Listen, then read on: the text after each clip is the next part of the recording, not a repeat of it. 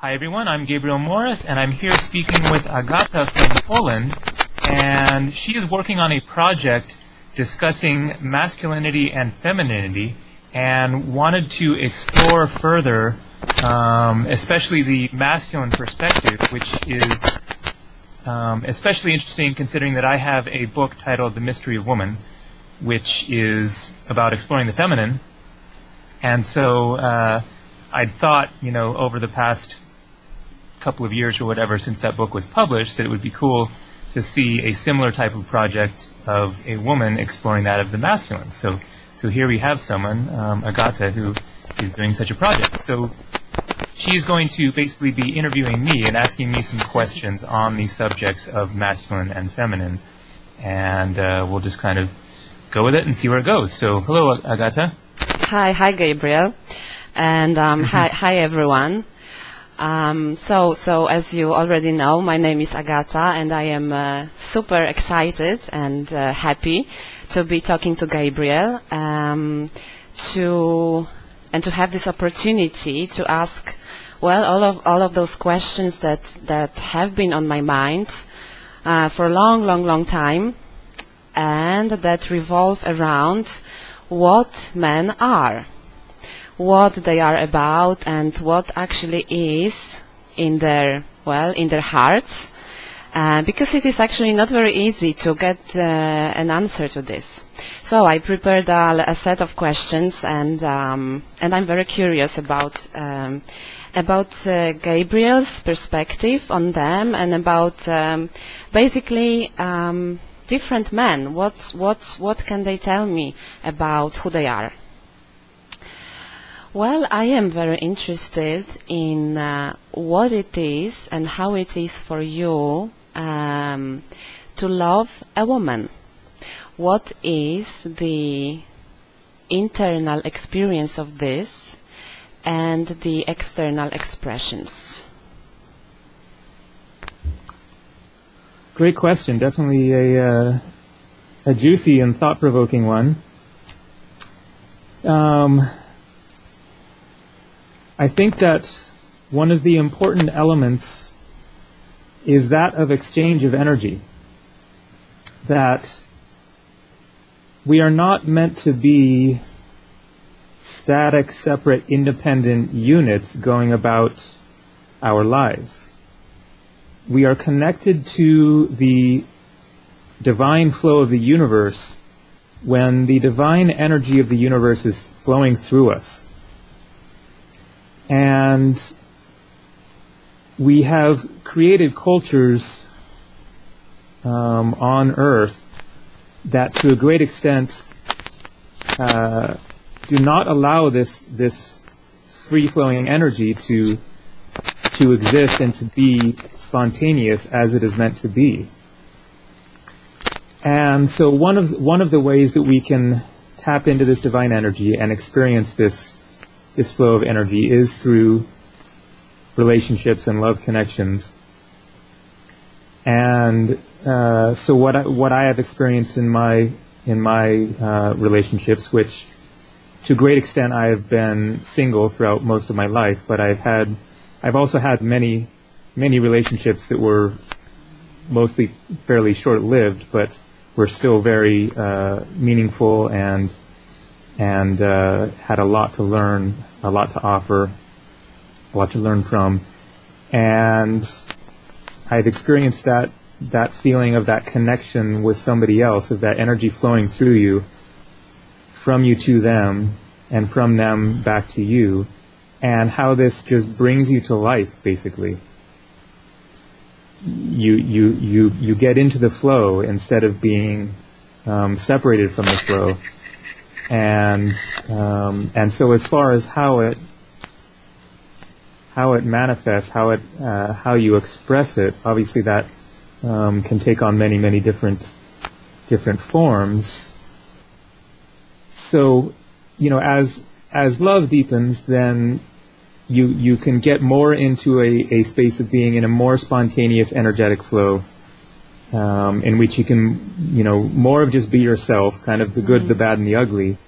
And there's less of taking things personally and critically, but you understand that it is a process of reflection of one another, and so you can, you know, get into a place where you can more just be yourself and allow the other person to more be themselves and support that in each other, and you know that can manifest in a whole, you know, wide variety of different ways. But you know, that's certainly what I seek in my life is finding a relationship like that where you can you know, support each other and express yourself with each other and just have fun and learn and grow with each other.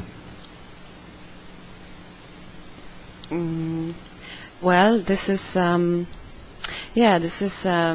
making me think, and it's very unexpected what you're saying, but it also strikes a chord in me that what I've been thinking a lot about is what it means to be fully feminine, and I actually came to the same or very similar conclusion that this is about letting life flow through me with no censorship, no any kind of, you know, trying to stop yourself from being something or doing something, saying something. And this is actually not an easy thing to do. So it sounds like when you truly love someone and when you are being loved, like you both support one another in, well, that's what you said, in being truly, fully yourself and expanding and freedom. Yeah. So, but yeah, but who? The question is who is yourself, and that's something that we have to figure out to a great extent because we've created so many misconceptions about ourselves and blocked parts of ourselves, and so before you can be yourself, you have to find out who yourself is, and so that's certainly what a great, you know, part of the spiritual path is about is digging deeper beyond the societal projections and expectations and everything to find out who you really are. Yeah, and it takes me to another question. Okay. And it's about because, you know, there's been lots of societal and lots of in our past lots of ideas about what it is to be a man, how the masculinity is supposed to show up, and, you know, and vice versa about women, how we are supposed to be and who we are supposed to be, and right now we are in the times of the total deconstruction of the gender roles of everything, and it's total chaos. And you can actually become the whoever you want to become. So my next question is, like, in such times, like what it is for you to be a man, and what kind of expressions you want to give to your masculinity. Like, who are you becoming as the new what type of man, or as the new man, the modern man? Yeah, there's definitely a lot of debate around this, and I was thinking about this because you told me the questions before, and it's an interesting one because I think there are absolutely positives and negatives to our modern culture. The negatives are, and it really depends on what cultures from the past you would happen to compare our modern societies to, because obviously there has been a great variety in different societies over the past. Whether you're talking about ancient Rome or talking about Native American cultures, that is a huge contrast between different ancient cultures. So, you know, I could look at, you know, seeing films from ancient Rome and the gladiators and this culture that is so imbalanced masculine. I mean, you know, I'm sure there's more to it obviously than what we see, but still, the perceptions are of very aggressive and violent and extremely macho and fighting and an eye for an eye and tooth for a tooth. And then if you know what our conceptions at least are of for example, the Native American cultures or other indigenous cultures that are more connected with nature and may have at least had some greater balance with the feminine and have had coming of age ceremonies, like the vision quest of coming into manhood through those types of ceremonies. And I can look at those differences and say, well, on one hand, we live in a society that is very disconnected from nature, that doesn't have proper, coming of age types of ceremonies other than going to the bar and drinking when you turn 21 or something like that. And so there are absolutely elements lacking that really need to be there within our current culture. And yet at the same time, there is such a greater freedom for us to explore. And, so many cultures from the past had very limited options of what you could actually do with your life. If you were, born the son of a fisherman, then you were going to be a fisherman for the rest of your life, and that was all there was to it. And if there was any spirituality, it was likely the religion that you were, of the culture you were born into, or, the beliefs of if you were Native American or whatever, then you had those one, set of beliefs. Whereas now there's so much to choose from. So there's absolutely a huge change going on of humanity, of masculine and feminine. And despite what's missing, I'd take what we have now over what was the case throughout, much of human history of not having much to choose from. So now the thing is, how to move forward with this and create more supportive, more sane ways of being and supporting both masculine and feminine. And so that's what I think a lot of the new age, for lack of a better term, rituals and everything are offering is these types of spiritual ceremonies and transition ceremonies of life, various aspects of life. Bringing in, like I've been to sweat lodge ceremonies and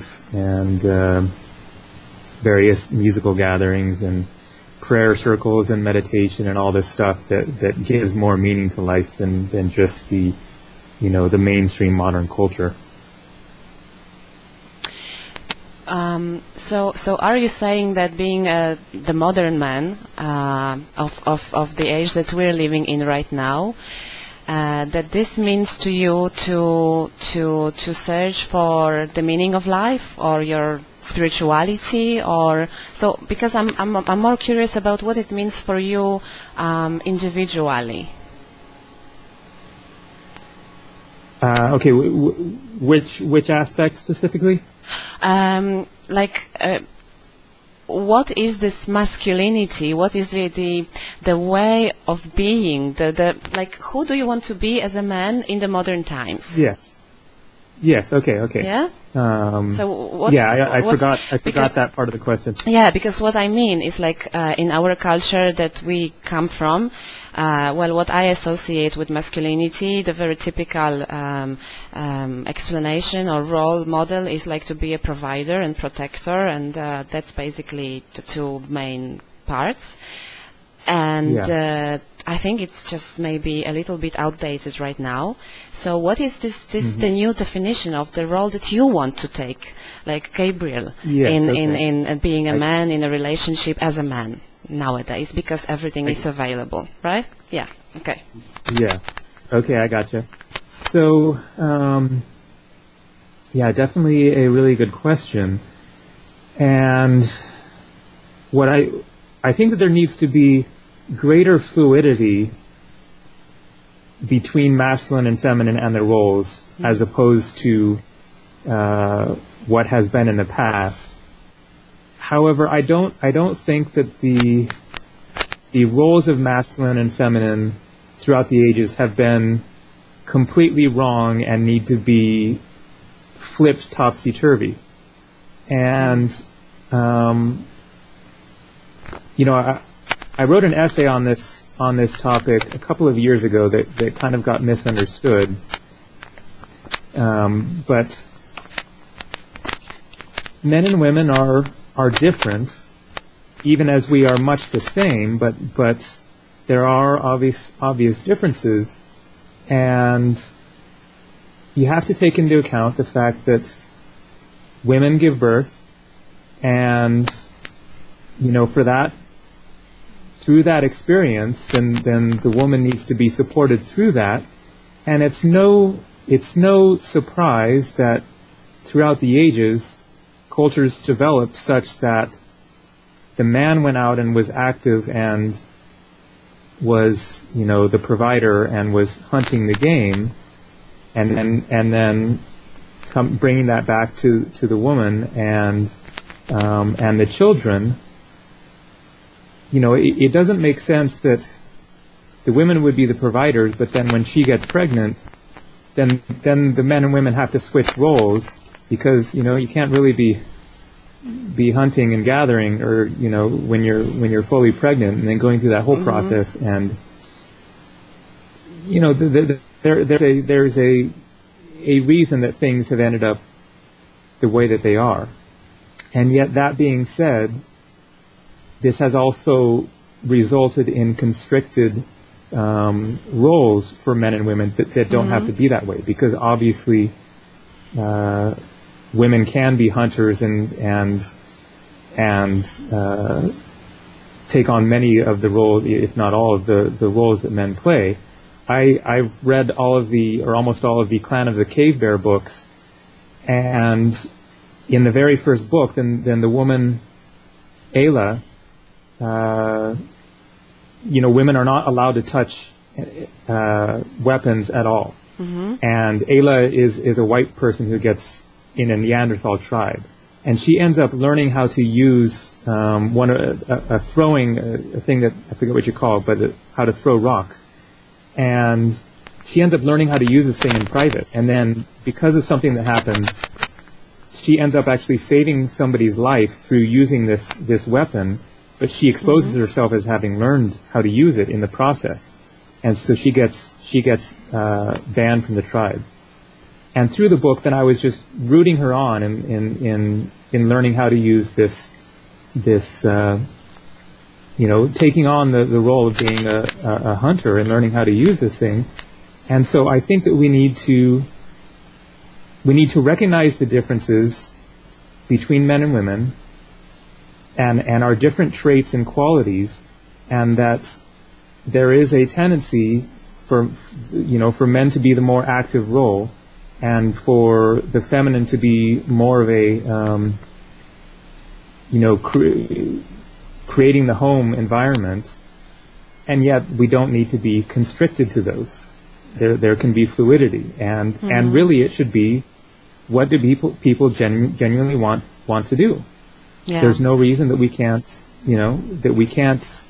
make everybody happy, and that could mean women staying at home and cooking and caring for the children more, or it could mean them going out and having a business and being successful. And so I think that there's a balance to be found, and the other imbalance, which has come out of the New Age movement, has been men rejecting their masculinity and saying, because it's all been imbalanced, then we need to, because masculine power has taken advantage of women and of society, then there's a problem with that. But there's no problem with power. It is simply how power is used and directed. And so men need to figure out how to claim their power and their masculine elements and attributes, but directed in a kind-hearted, loving, conscious kind of a way, in order to get things done and make things happen, but from the right frame of mind within themselves, and thus achieving results that reflect their inner state of being. I just want to make a point here, because there is a lot of talk about the oppression of the, like patriarchy and the injustice that has been done to the feminine, and yes, there is a lot of, I think, confusion with men. Like right now, you're looking for who do you want to be, because it's easier for us women, because we had all the feminist movement, and we had, right now. So what we get, or after that, what we got from it is that we can be anything we want, and we can be, at home raising children. We can go out there, to hunt, and and both we get respected for both, for basically for each our choice. And I don't think that it actually happened to men, that there is still this old paradigm that what is expected of you, and you are not the same as free as we are right now in being, I don't know, like for example, artists or people who can search for meaning of life, who do not necessarily follow this path of hunting, basically. Because it doesn't have to be necessarily what you want to do. And this point that I'm making here is that, I realized something super important about that. Actually, not only by myself, but I was listening to a seminar by Warren Farrell, just incredible man, and he actually explained that, for men, being a provider and protector, this actually means that if you are a provider, if you are a protector, this means that, and you are trained, like men are trained in the society into those roles. And if you are a protector, this means that you are ready to sacrifice your life, or, be exposed to serious injuries. And so your life is at stake and your health is at stake. And when you are a provider, what is at stake and what you put on the table is your personal fulfillment, or your dreams, or your creativity. Because if you're out there responsible for the whole family and bringing the meat to the table, so this meant for men, generations of men, actually a huge sacrifice, that they couldn't follow their bliss. And then it really made me look. So they're locked into responsibility. Yeah, and it really made me look at the whole, history that happened as very depriving to both genders at the same level. It was just different from my perspective and from your perspective, but it was actually not that only the feminine was hurt or abused or whatever. So, I think it's a very interesting viewpoint. So, okay, so that was just a point that is super important to me, and I wanted to broadcast that for people to hear it. And that's. Go ahead. That's interesting for sure. I hadn't really thought about that. I think that's probably more the case within kind of the mainstream society. Yeah. Whereas with the movement that came out of the 60s and the alternatives, then there are more options for men to be musicians or artists or whatever, but still within much of the mainstream cultures, then that hasn't really shifted much. Yeah. And one more question. Who is the warrior within you? One element that comes to mind is simply the trait of standing up for your truth and expressing your opinions. Which is an expression of who you are and what you believe, of course, and a matter of honesty. And I think that is a very important thing, is to find what your truth is and be willing to express it, not in a way of putting other people down that they're wrong, but learning how to express your truth courageously, regardless of whether people are going to agree with you or not, and to do so in such a way that it is received as your personal opinion and not a personal attack against the other person. And so that concept can kind of be applied to various other things, but that's kind of that tricky balance to be found of how to assert yourself without falling into ego traps, without denying others in the process and putting them down, and doing so in a way that they're able to see your perspective, see that it's your perspective, and can receive it in the spirit of, open debate and discussion.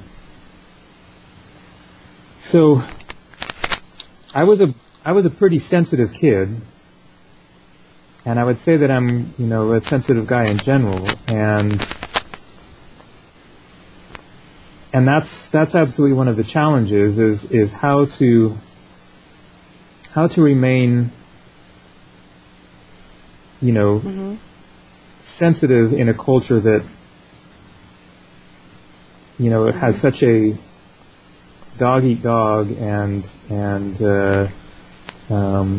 is still very much a masculine and balanced society in my view, and is very much lacking in genuine love, basically, and sensitivity, and so how to not shut yourself down and become kind of weak and effeminate around that.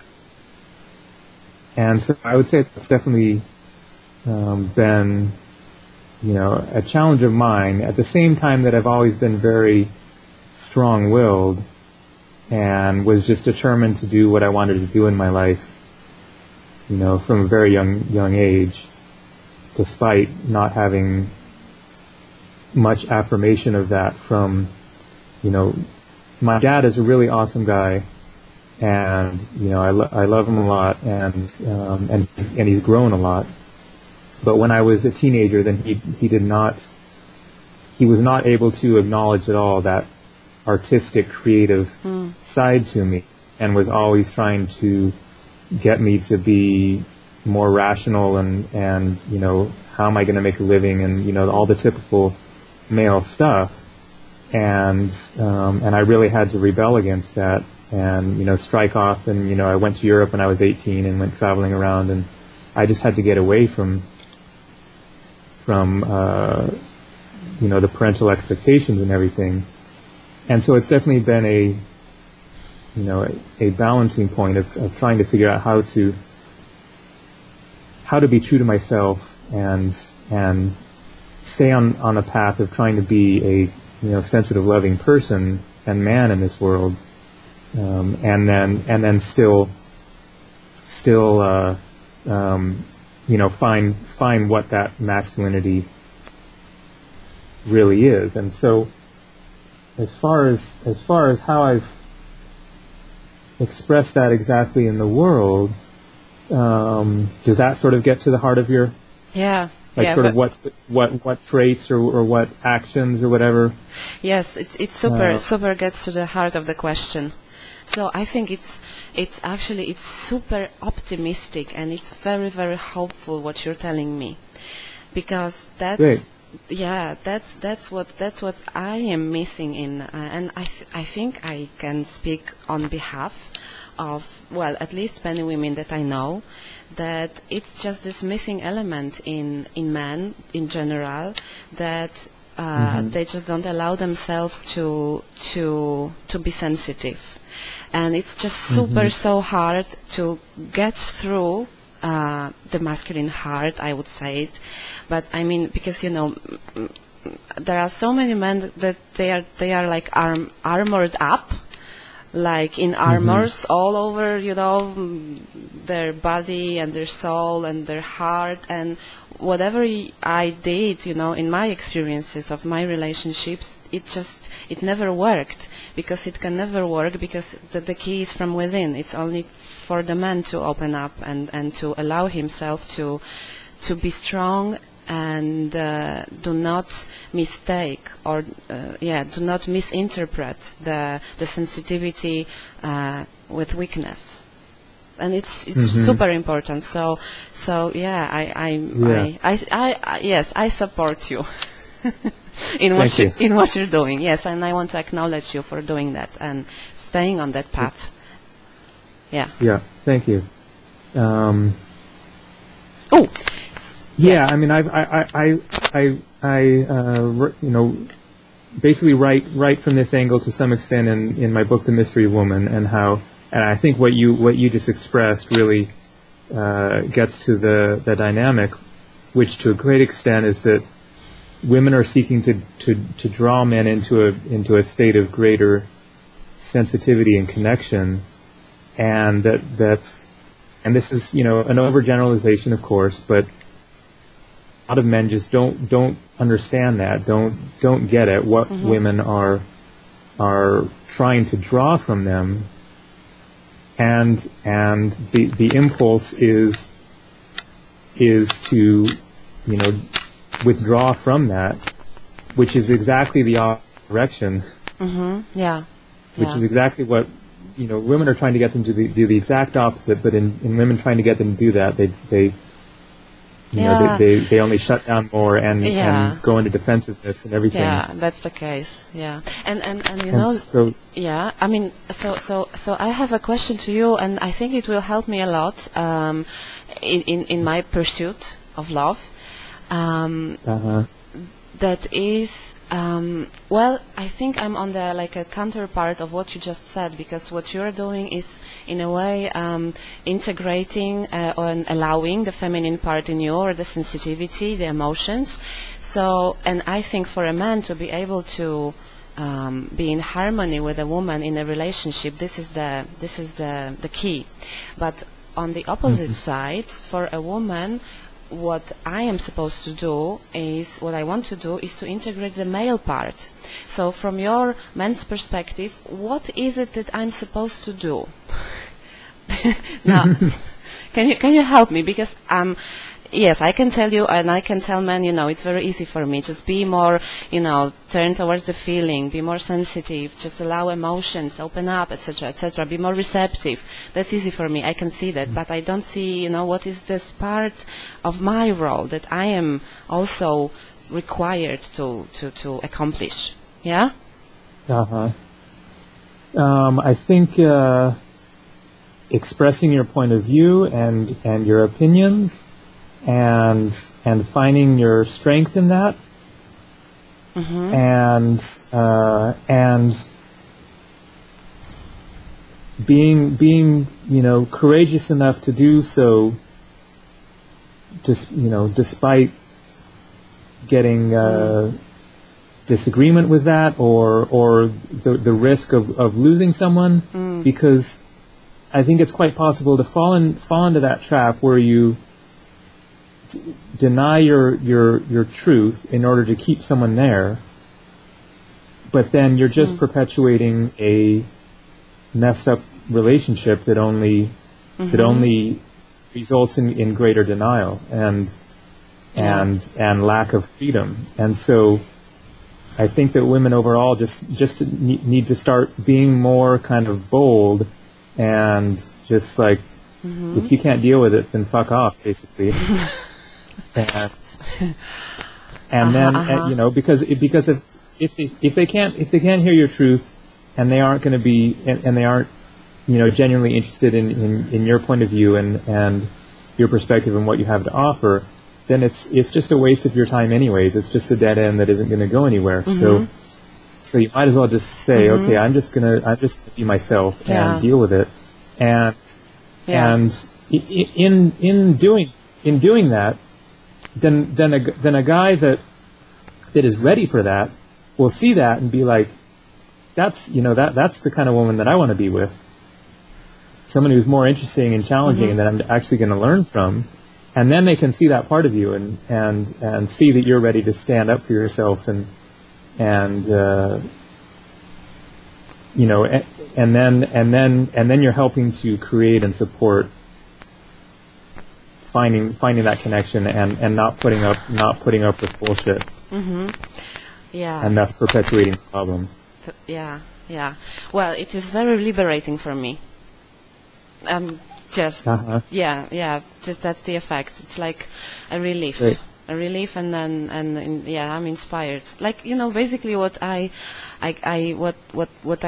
get from it, or what I feel right now, is just to be more powerful in who I am. Just you know, don't be afraid of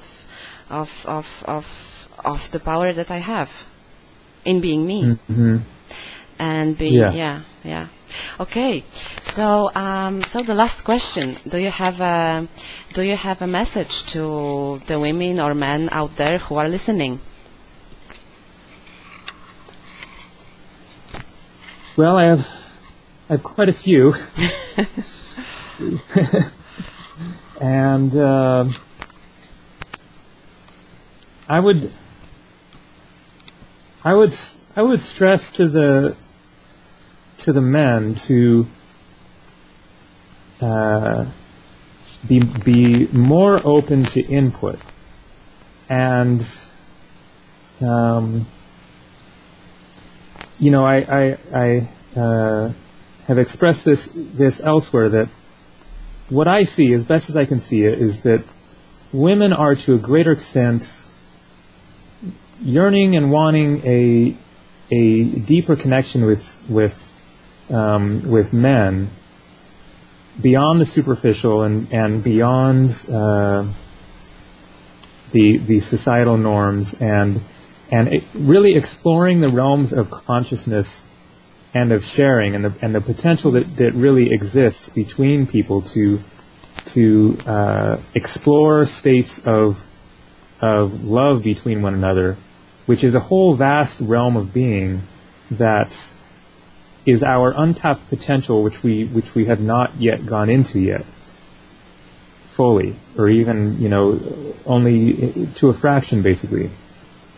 And so there is a greater tendency on the part of the feminine to want to go to that place, and there are absolutely men who are interested as well, but overall there's more of a hesitancy on the part of the masculine, because the feminine wants to draw the masculine into reality more, into consciousness, into beingness more, and it's just this situation of the masculine that the masculine has lifted out of that state of being, and is up in the mind and the head too much, thinking and rationalizing and compartmentalizing and trying to figure things out and make sense of things, when that's running around in circles up in your head,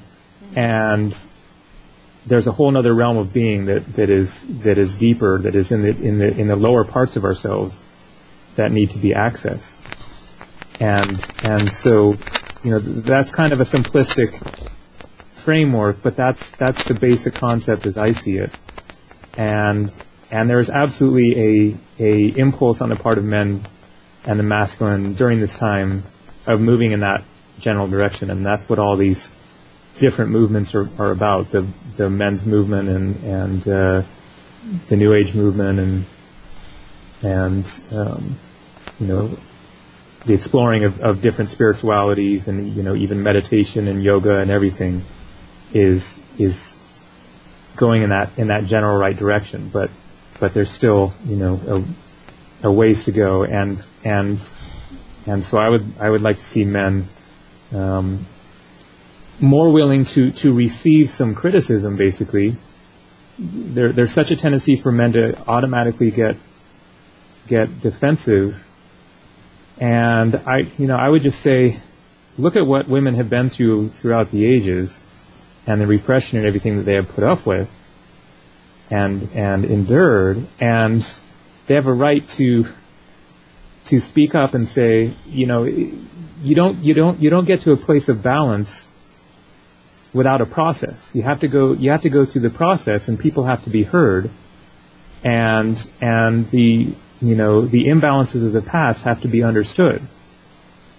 And so I would ask that the men be more receptive to listening to the voices of women in the feminine, and what they have experienced and what they have to offer.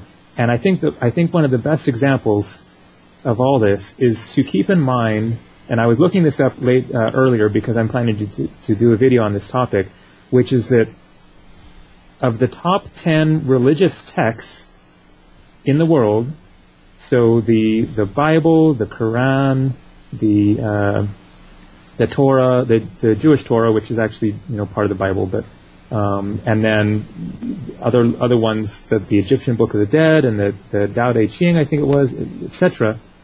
Of all these religious texts, to the best of my knowledge, looking through them, there is not a single word from a woman. Mm-hmm. And that's a major problem when the guiding books of spirituality throughout the past several millennium have all been the voice of the masculine with no voice of the feminine, then you have a major problem there, and that's obviously going to result in imbalance. So there needs to be a greater acceptance and listening to the voice of the feminine to add to the conversation in terms of our direction and where we're headed from here. But fortunately now there is a major change in that with the New Age movement, and a lot of my favorite spiritual authors are women. Mm-hmm. They're unfortunately that is not the case in the mainstream religions. Islam and Christianity in particular, then there's almost no allowed women leaders there, other than in some sects of Christianity, but still the mainstream religions are dominated by the masculine perspective. But there is at least a change occurring, but it is a grassroots thing, and at least it is there for people to access once they learn about it. But still, a great deal of humanity is locked into a religious, paradigm in which they don't seem to have other options. Mm-hmm. Yeah.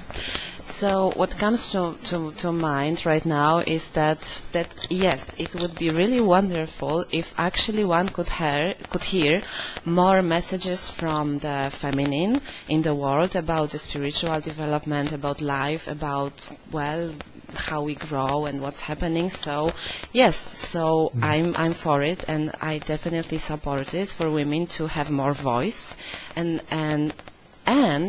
maybe, a message for women is because to try to look at ourselves through the eyes of men. Because what I realize, and this is my message to women, is that men actually, they are teachers of the heart, and that they are able to appreciate what is much better than we are, and that they are able to accept and love and admire the beauty that we in a way represent, or the beauty of the world. So actually, if we look at ourselves through men's eyes, what we will be able to see much better is the beauty and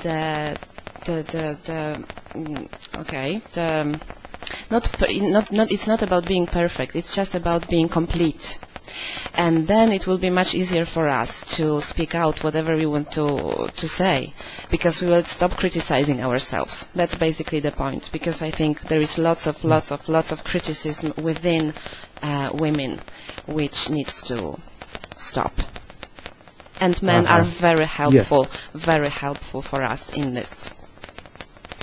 Yeah, that's part of the dynamic of mirroring and of reflection, is when you don't have self-acceptance, then you're you're energetically broadcasting that out, and then you're going to get that reflection. And that's, the famous law of attraction, kind of a basic, straightforward concept, but that it's that as you come to greater self-acceptance of yourself, then that's, you claim your space in that way, so that your space can't be invaded, and you'll get a reflection based on that, claiming your space and having greater acceptance for yourself.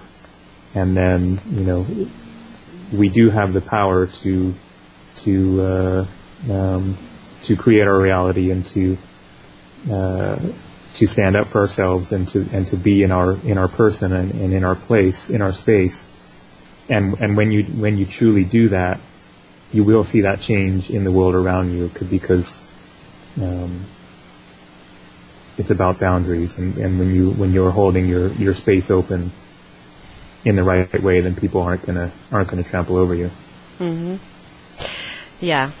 So, well, just to make a summary, it sounds like it is about just the courage to be who you are, and just expressing yourself, and being very authentic on this path of discovering of who we are, and helping each other in this. Yeah. Okay. So I think it's a very good moment to stop our conversation. Great. And so Gabriel, thank you very much for being in the conversation with me.